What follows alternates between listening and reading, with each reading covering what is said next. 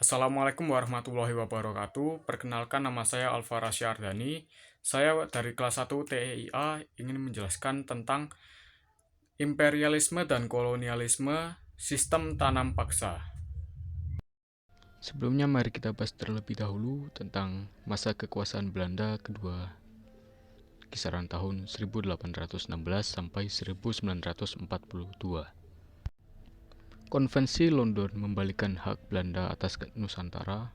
Akan tetapi di waktu yang sama, Belanda juga mengalami krisis keuangan yang parah. Untuk menyelamatkan negeri Belanda dari krisis tersebut, disitulah Johannes van den Bosch sebagai gubernur jenderal yang baru, yang mengawali kebijakan tanam paksa, mulai dari 1830 sampai dengan 1870. Kebijakan tanam paksa atau Kulturstelsel yang secara harfiah berarti sistem budaya. Kebijakan tanam paksa ini bukan hal yang baru bagi warga Nusantara, sebab pernah dirintis di daerah Sunda, atau lebih tepatnya di Priangan. Serta diperkenalkan secara perlahan sejak 1830 sampai dengan 1835 di seluruh Jawa di daerah Vorstenlanden atau wilayah-wilayah kerajaan.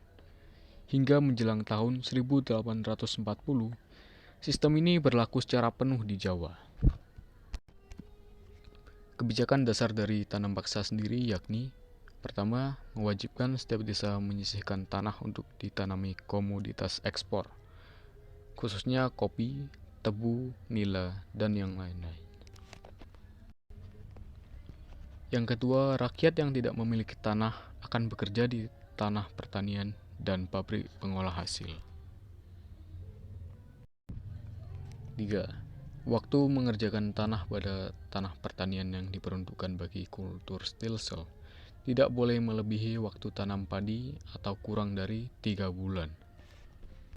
Di sisi lain, sistem tanam paksa itu sendiri menuai banyak kritik, terutama oleh warga negara Belanda itu sendiri. Contoh yang paling terkenal adalah kritikan dari Edward Douwes Dekker, atau yang sering kita sebut dengan Multatuli, dengan bukunya yang berjudul Max Havelaar. Dan oleh karena itu, sistem tanam paksa sendiri akhirnya dapat bisa dihentikan secara bertahap. Namun sampai sekarang dampaknya masih tersisa,